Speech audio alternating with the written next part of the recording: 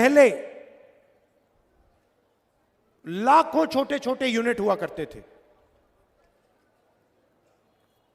कोई लोहे का काम करता था, कोई छोटी ऑटो कंपोनेंट्स का काम करता था, मैन्युफैक्चरिंग करता था।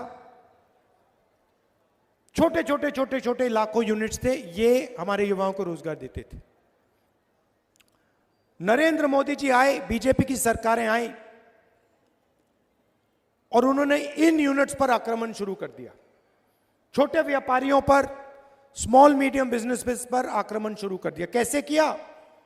नोटबंदी और जीएसटी।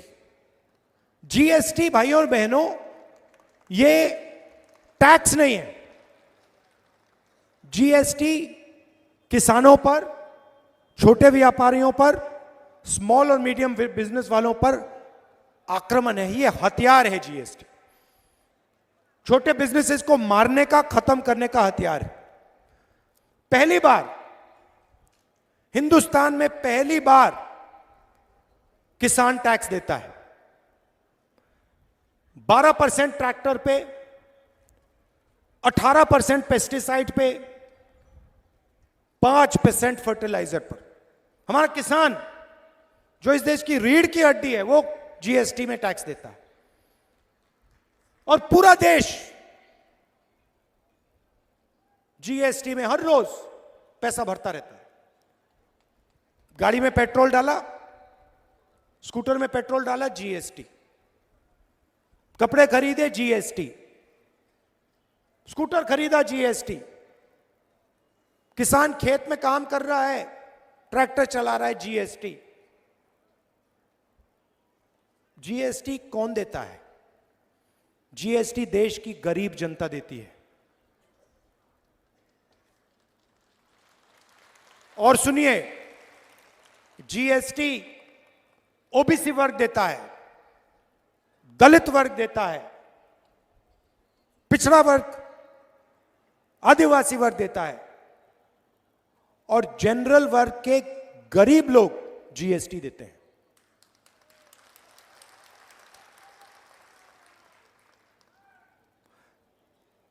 तो बीजेपी की सरकारें क्या करती हैं? आपसे जीएसटी लेती हैं, गरीबों से, और बैंक का पूरा पैसा 3-4 उद्योगपतियों को पकड़ा देती है। अदानी, अंबानी, वो 4-5 लोग हैं। अब मैं आपसे पूछता हूं, 2 तरीके की सरकार होती है। एक सरकार होती है जो गरीबों के जेब में पैसा डालती है। दूसरी सरकार होती है जो 2-3 बड़े उद्योगपतियों की जेब में पैसा डालती है। तीसरी सरकार नहीं होती, बस 2 टाइप की होती है। अब देखिए, कांग्रेस पार्टी ने मनरेगा दिया।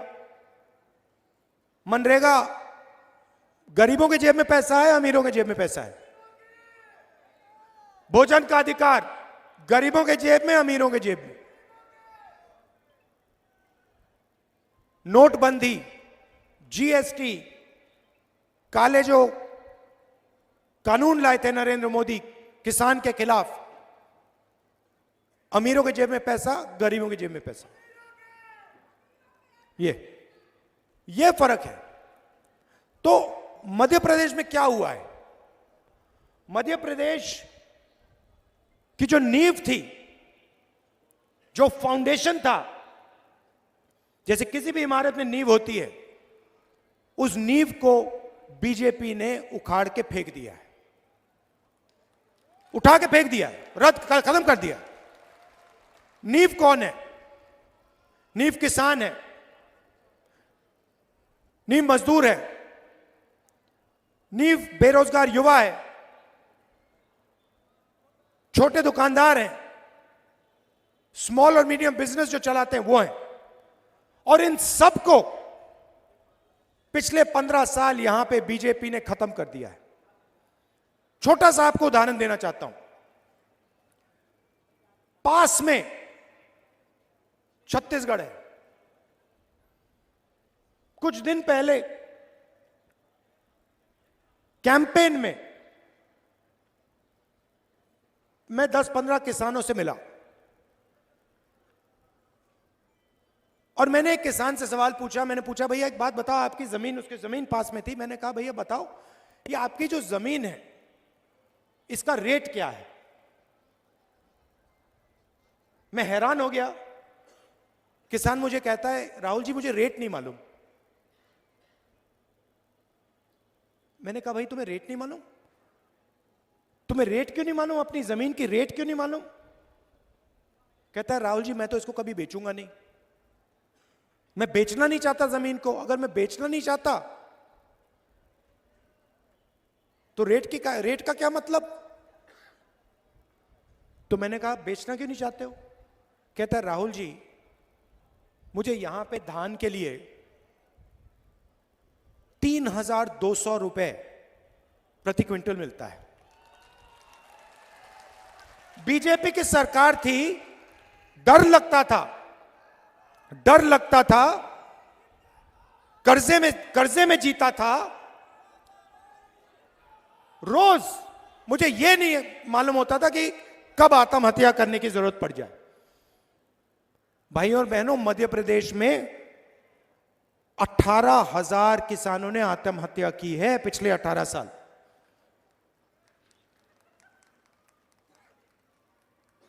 कर्जे के कारण। क्यों? क्योंकि बीजेपी ने उनको सही दाम नहीं दिया। मध्य प्रदेश में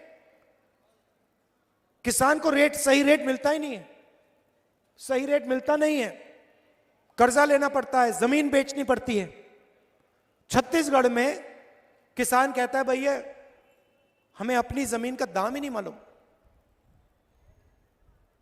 वहां पे स्टेज में पिछले इलेक्शन में और यहां मैंने वायदा किया था, छत्तीसगढ़ में मैंने कहा था कि देखिए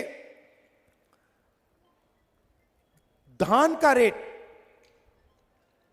5 साल पहले की बात कर रहा हूं, धान का रेट 2,500 रुपए प्रति क्विंटल छत्तीसगढ़ के किसानों को गारंटी करके मिलेगा। पहला वायदा। दूसरा वायदा, छत्तीसगढ़ के किसान का कर्जा माफ होगा। तीसरा वायदा, हर महीने मजदूरों के बैंक अकाउंट में छत्तीसगढ़ की सरकार सीधा पैसा डालेगी। ये 3 वायदे किसानों मजदूरों को किए मैंने, और ये हमने पूरे कर दिए। अब हुआ क्या? नहीं, अब हुआ क्या? बीजेपी पैसा देते हैं अदानी जी को, बड़े बड़े कॉन्ट्रैक्टर्स को, अरबपतियों को। जब बीजेपी की सरकार अदानी को पैसा देती है तो अदानी उस पैसे को कहां खर्च करता है? मध्य प्रदेश में खर्च करता है, आपके गांव में खर्च करता है, कस्बों में खर्च करता है, अमेरिका में जाके घर खरीदता है, जापान में जाके घर खरीदता है, दुबई में घर जाके खरीदता है, दिल्ली में जाके रेस्टोरेंट में खाना खाता है। तो आपका पैसा आपके जेब से निकलता है, जीएसटी से निकलता है, अदानी जी की जेब में जाता है और बाकी दुनिया में चला जाता है। और जब हम किसानों को पैसा देते हैं, मजदूरों को पैसा देते हैं, तो किसान क्या करता है? छोटे दुकानदार के यहां जाता है, गांव में, शहरों में, और माल खरीदता है। जैसे ही किसान और मजदूर दुकान में जाकर माल खरीदते हैं, छोटे व्यापारी का बिजनेस चालू हो जाता है। मतलब जैसे मोटरसाइकिल का इंजन चालू होता है, वैसे अर्थव्यवस्था चालू हो जाती है। तो आज मध्य प्रदेश में किसान डरा हुआ है, मजदूर डरा हुआ है, छोटा दुकानदार डरा हुआ है, छोटे व्यापारी डरे हुए हैं, क्योंकि आपकी जो अर्थव्यवस्था है उसका इंजन चालू नहीं है।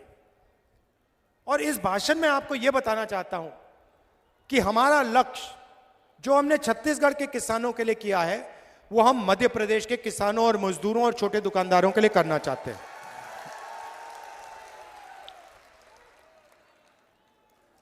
हमने पिछले चुनाव में कर्जा माफी की बात की थी और हमने वो करके दिखा दिया था। और फिर बड़े उद्योगपतियों ने, अरबपतियों ने नरेंद्र मोदी जी और चौहान जी से मिलकर मध्य प्रदेश से आपकी सरकार और हमारी सरकार चोरी की, क्योंकि वो जानते हैं कि मध्य प्रदेश की कांग्रेस की सरकार अदानी जी के लिए काम नहीं करेगी, किसानों के लिए, मजदूरों के लिए, छोटे दुकानदारों के लिए काम करेगी। गैस सिलेंडर का रेट क्या है भैया? 1200। छत्तीसगढ़ में क्या रेट है? यहां पे 1200, वहां पे 500। कितने दिन के लिए देगी भैया? 1 महीना के लिए देगी। उसके बाद हम 5 साल के लिए 500 रुपए का सिलेंडर देंगे, क्योंकि हम जानते हैं जब तक हमने जनता की जेब में पैसा नहीं डाला, तब तक मध्य प्रदेश पैरों पर नहीं खड़ा हो सकता। मैंने छत्तीसगढ़, कर्नाटक के चीफ मिनिस्टर से साफ कह दिया और मध्य प्रदेश में भी यही कहूंगा, जितना पैसा बीजेपी ने अदानी और बड़े अरबपतियों को दिया है, उतना पैसा कांग्रेस पार्टी की सरकार सबसे गरीब लोगों को देने जा रही है। अब देखिए, मेरे सामने अभी आंकड़ा रखा गया, इससे आप पूरी की पूरी कहानी समझ जाओगे। 2021 में 670 किसानों ने मध्य प्रदेश में आत्महत्या की। 670। जानते हो कितने किसानों ने आत्महत्या छत्तीसगढ़ में की? 70 छत्तीसगढ़ में, 670 मध्य प्रदेश में। तकरीबन 10 गुना ज्यादा किसानों ने मध्य प्रदेश में आत्महत्या की है। क्यों? क्योंकि छत्तीसगढ़ की सरकार किसानों की सरकार है, मजदूरों की सरकार है, और मध्य प्रदेश की सरकार अरबपतियों की सरकार है। अब नरेंद्र मोदी जी भाषण देने आए और मैंने उनका भाषण सुना। भाषण में नरेंद्र मोदी जी कहते हैं, भाइयों और बहनों, कहते थे, भाइयों और बहनों, मैं ओबीसी वर्ग का हूं। जहां भी जाते थे, मैं ओबीसी वर्ग का हूं, मैं ओबीसी वर्ग का हूं, मैं ओबीसी वर्ग का हूं। भैया 2 करोड़ रुपए का सूट पहनते हैं, क्या चाय की बात कर रहे हो? हजारों करोड़ रुपए के हवाई जहाज में जाते हैं, हजारों करोड़ के हवाई जहाज में जाते हैं, 2 करोड़ 3 करोड़ का सूट पहनते हैं। खैर, कहते हैं मैं ओबीसी हूं। हर भाषण में बोल बोलकर प्रधानमंत्री बन गए। भैया, एक दिन में नरेंद्र मोदी कम से कम 1-2 सूट तो पहनेंगे। आपने कभी देखा 2 दिन में नरेंद्र मोदी ने 1 सूट पहन लिया? कभी देखा आपने? कभी देखा है? मेरी ये सफेद शर्ट चलती है, बस यही चलती है।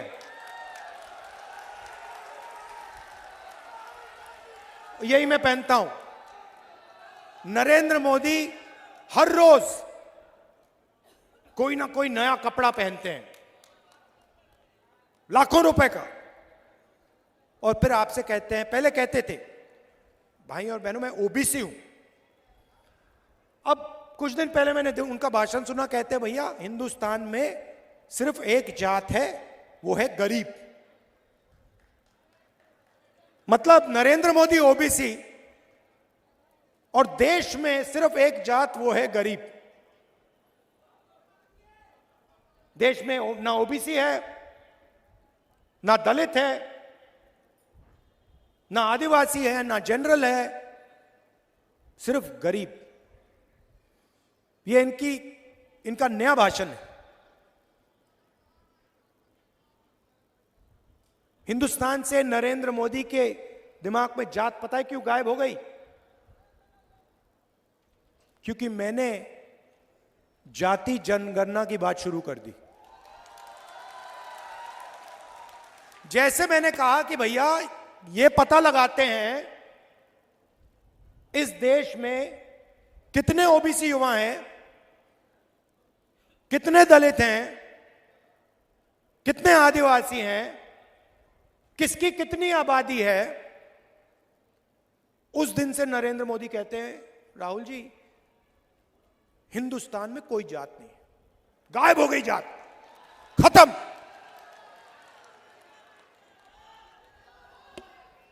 क्यों?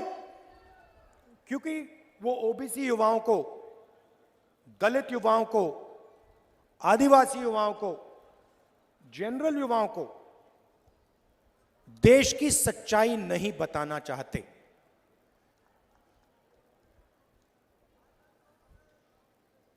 कन्याकुमारी से कश्मीर में चला, मेरा एक्सपीरियंस है सबसे ज्यादा मुझे ओबीसी वर्ग के लोग मिले। जहां भी मैं गया सबसे ज्यादा ओबीसी वर्ग के लोग मिले। अंदाजे से कहता हूं कम से कम हिंदुस्तान में 50% ओबीसी वर्ग है, अंदाजे से कहता हूं।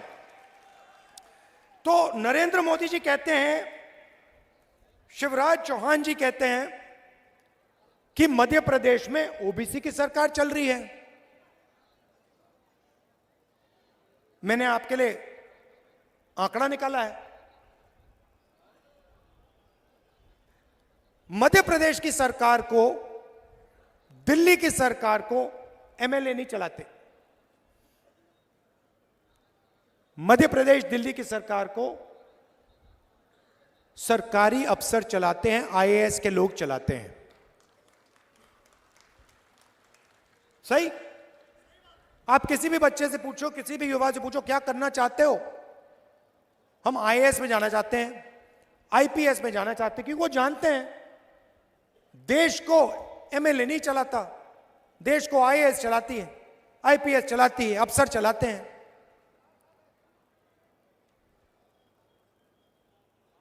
तो मैंने सवाल पूछा,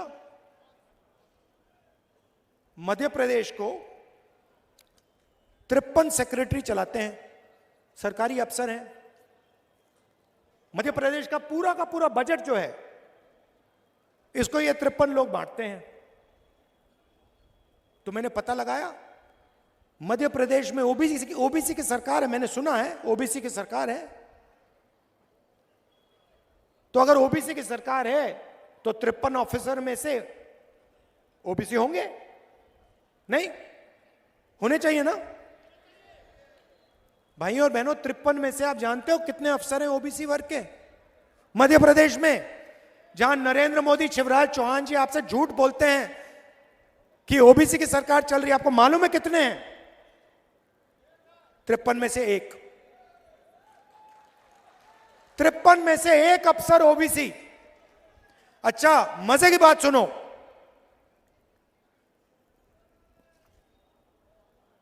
तिरपन में से एक ओबीसी। अगर मध्य प्रदेश का बजट 100 रुपए का है, तो ओबीसी अफसर जो है वो सिर्फ 33 पैसे पर निर्णय लेता है। मतलब ओबीसी 50%, आपकी आबादी 50%, आपकी भागीदारी 100 रुपए में से 33 पैसा।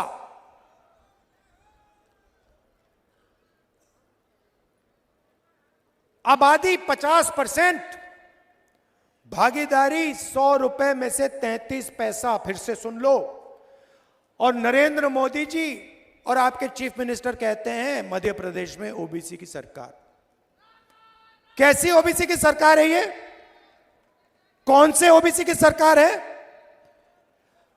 अगर बजट के सारे निर्णय 53 अफसर लेते हैं और उन 53 में से एक ओबीसी है और बजट का 0.3% निर्णय ओबीसी ले रहे हैं, तो ओबीसी की सरकार कैसे? आपको झूठ बोला जा रहा है। यहां कोई ओबीसी की सरकार नहीं है, यहां पे ओबीसी की कोई भागीदारी नहीं है।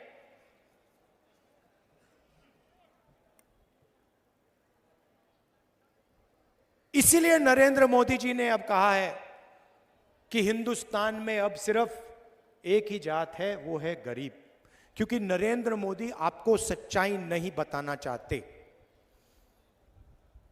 नरेंद्र मोदी हिंदुस्तान की सच्चाई ओबीसी वर्ग को नहीं बताना चाहते, और मैं हिंदुस्तान की सच्चाई ओबीसी वर्ग को बताना चाहता हूं।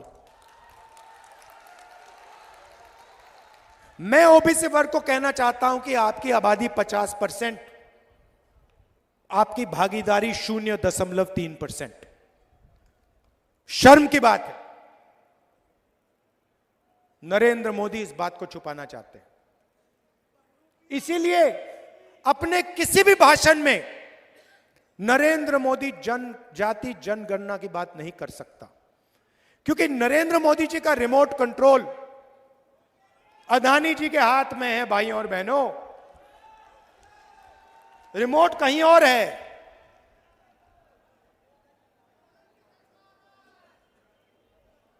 टीवी यहां आपके सामने, रिमोट कहीं और। सच्चाई। तो जैसे ही मध्य प्रदेश की सरकार आएगी, हमारा पहला कदम जाति जनगणना सर्वे मध्य प्रदेश में,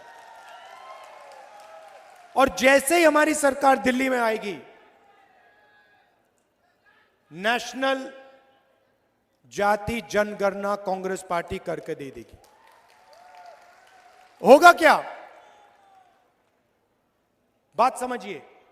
किसी को चोट लगती है, किसी को पैर में चोट लगती है, पहला काम आप अस्पताल जाते हो, पहला काम होता है भैया एक्सरे करिए। डॉक्टर कहता है जाके एक्सरे करो। एक्सरे के बाद पता लग जाता है कि टांग टूटी हुई। जाति जनगणना देश का एक्सरे है। एक्सरे के बाद हर आदिवासी को, हर दलित को, हर ओबीसी को, हर जनरल कास्ट के युवा को पता लग जाएगा मेरी आबादी इस देश में कितनी है, मेरी भागीदारी कितनी होनी चाहिए।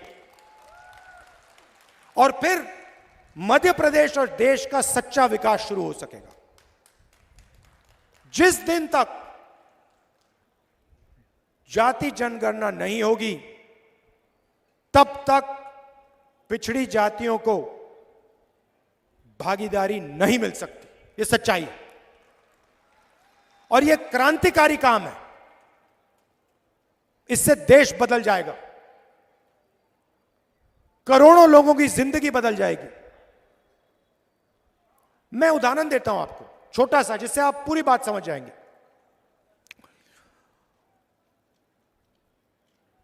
कन्याकुमारी से मैं कश्मीर चला, रास्ते में मुझे हजारों किसान मिले।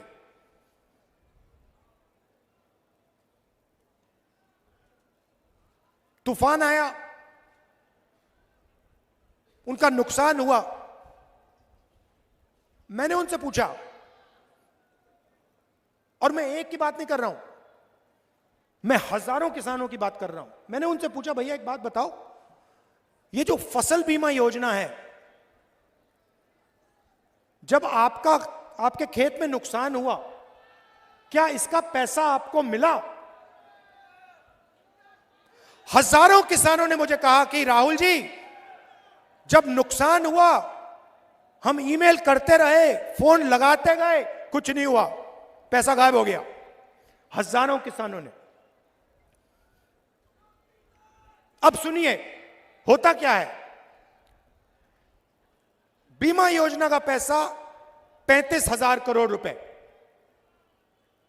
हिंदुस्तान की सरकार ने 20,000 करोड़ रुपए दिए, स्टेट की सरकार ने 10,000 करोड़ रुपए दिए, किसानों ने तकरीबन 3-4 हजार करोड़ रुपए दिए।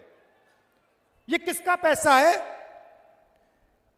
यह गरीबों का पैसा है, जीएसटी से आया। आपने पेट्रोल खरीदा, जीएसटी भरी, किसान ने ट्रैक्टर खरीदा, जीएसटी भरी, फर्टिलाइजर खरीदा, जीएसटी भरी, जीएसटी से पैसा आया। जीएसटी से पैसा आया, सरकार ने पैसा बीमा योजना में डाला। आप जानते हो बीमा योजना का पैसा कहां गया? 16 कंपनी के पास। 16 कंपनियों को हिंदुस्तान की सरकार ने पूरा का पूरा बीमा का पैसा पकड़ा दिया। और जब आपको जरूरत पड़ी, आपका पैसा था, सरकार का पैसा नहीं था, मध्य प्रदेश की जनता का पैसा था, पिछड़ों का पैसा था, दलितों का पैसा था, आदिवासियों का पैसा था। जब आपको पैसे की जरूरत पड़ी, 16 कंपनियों ने आपसे कहा भैया नहीं मिलेगा, नहीं देंगे, आपका नुकसान नहीं हुआ। आप कह रहे हो कि ओला गिरा, ओला नहीं गिरा। आप कह रहे हो कि तूफान आया, तूफान नहीं आया। आप जानते हो, मैं जानता हूं, मध्य प्रदेश के किसान जानते हैं, पूरा का पूरा पैसा 16 कंपनी में गया। अब मैं आपसे सवाल पूछना चाहता हूं, 16 कंपनी में ओबीसी कितने, दलित कितने, आदिवासी कितने? 0। उसमें एक भी नहीं है। तो हुआ क्या? ओबीसी, दलित, आदिवासी के जेब में से पैसा निकाला गया और सीधा वो पैसा 16 कंपनीज में गया। अच्छा, अगर 16 कंपनी में दलित, आदिवासी, पिछड़े लोग होते तो मैं कहता ठीक है भैया, पिछड़ों की जेब से गया, दलितों की जेब से गया, आदिवासियों की जेब से गया। 16 कंपनी है, उसमें आदिवासी लोग काम करते हैं, दलित लोग काम करते हैं, ओबीसी लोग काम करते हैं, ठीक है। मगर आपका तो उसमें एक आदमी नहीं है, एक आदमी नहीं है। तो आपके जेब में से पैसा जा रहा है, 16 कंपनी के जेब में जा रहा है। आप देखते रहो। आपको बात समझ नहीं आ रही भैया, हो क्या रहा है ये? हमने बीमा का पैसा भरा, जब नुकसान हुआ कहते नहीं है। यह सच्चाई है। और नरेंद्र मोदी जी का एक ही काम है, ओबीसी वर्ग की जो सच्ची आबादी है, वो ओबीसी वर्ग को ना पता लग जाए, यह नरेंद्र मोदी का काम है। और मेरा काम है कि ओबीसी वर्ग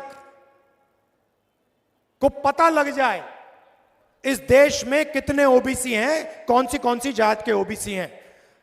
मैं जाति जनगणना को करके दिखा दूंगा।